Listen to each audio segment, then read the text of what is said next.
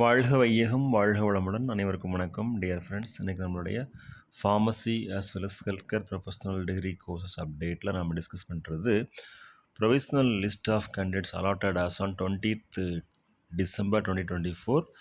இது 2024-2025 அகாடமிக் இயர்க்கான அந்த மாப்பப் ரவுண்டு, அந்த ஃபைனல் ரவுண்ட் கவுன்சிலிங்லாம் முடிஞ்சதுக்கப்புறமா உள்ள அலாட்மெண்ட். ஸோ இதில் நிறைய சீட்ஸ் திரும்ப அலாட் ஆகிருக்கும் இல்லையா, அதெல்லாம் கொடுத்துருக்குறாங்க.